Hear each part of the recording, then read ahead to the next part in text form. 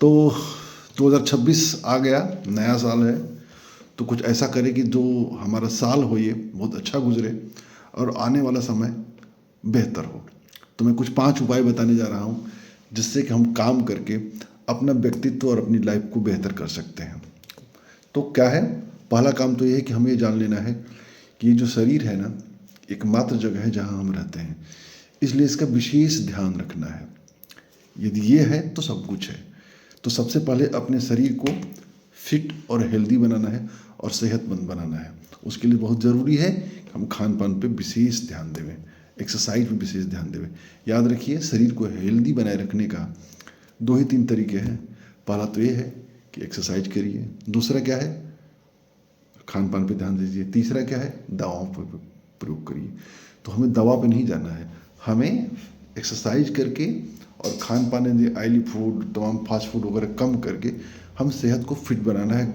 ज़्यादा से ज़्यादा साग सब्जियां खाना है, फल खाने हैं, साबुत अनाज खाने हैं, घर के बने खाने खाने हैं, तो हम बेहतर हो सकता है। तो पहला काम तो ये करना है कि हमें अपने शरीर का ध्यान रखना है विशेष। दूसरा, उसके बाद हमें ध्यान ये रखना है कि हमें एक टर्म प्लान लेना है।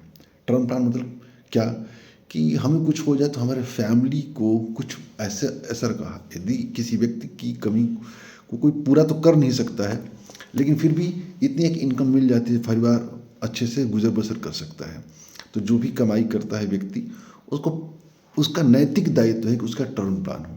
तो साल में जितनी भी कमाई करता है, सालाना जो भी उसकी आय हो, कम से कम 20 गुना के आसपास का टर्म इंश्योरेंस लेना चाहिए।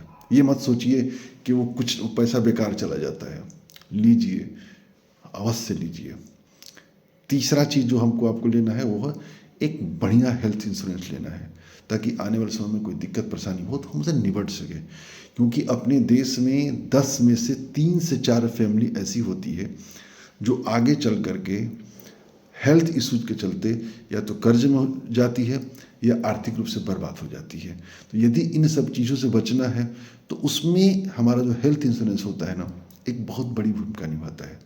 तो हमें हेल्थ इंश्योरेंस लेना है, कम से कम 5 से लेकर के 10 लाख के बीच में हेल्थ इंश्योरेंस लेना है, बढ़िया सा, ठोक बजा के अच्छी कंपनी का। इसके बाद तीसरा काम हमको ये करना है कि हमें जो भी हम कमाई करते हों, जो भी हमारा कमाई का साधन हो, उससे कम 20% का हमें बचत हर हाल में करना चाहिए।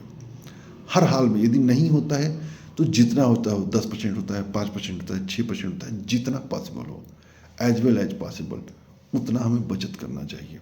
और प्रयास करना चाहिए कि समय के साथ उस बचत को वृद्धि करें।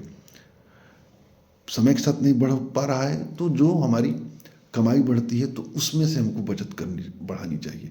लेकिन हमें बचत अवश्य करना चाहिए। एक चीज़ याद रखिएगा, पैसा जो होता है ना, कहता है कि मुझे आज बचा लो, आपका मैं कल बचा लूँगा। तो ये कल तभी बचेगा जब हम उसे आज बचाएंगे। तो बचत करना बहुत ज़रूरी है। और पांचवा ये है कि जो भी हम बचत करें, उसका बचत का नियमित रूप से निवेश करना है। निवेश कहाँ करना है, अच्छी जगह पर करना है, किसी म्यूचुअल फंड SIP में करना है या स्टॉक मार्केट में करना है। वहाँ पर रिटर्न करना है जहाँ पर मुद्रास्फीति को आसानी से बीट कर देंगे। यदि हम पैसे को कमा करके सिर्फ रखेंगे, बचत करते रहेंगे, तो याद करिए कि जो महंगाई डायन होती है ना, उस पैसे के प्रभाव को ख़त्म कर देती है, वो कम हो जाता है। तो आज किसी चीज़ का, आज को उद्देश्य रख करके, मतलब आज कोई सिनेरियो रख करके और उतना पैसा हम रख लें और सोचेंगे भविष्य में उससे हम निपट सकेंगे, तो महंगाई उसको ख़त्म कर देगी। तो हमें बचत का निवेश करना है। कहाँ निवेश करना है, म्यूचुअल फंड में करना है, जहाँ पर आसानी से 13-14% के आसपास का CAGR मिल जाता है। और इन चीज़ों को हमें बार बार दोहराना है, बार बार दोहराना है, और प्रयास करना है कि ये जो जानकारी मैंने बताई है, इस जानकारी को दूसरों के माध्यम से शेयर करिए। आपका एक शेयर किसी का जीवन सुधार सकता है, किसी के जीवन को बेहतर बना सकता है, फैमिली को आगे लेके जा सकता है।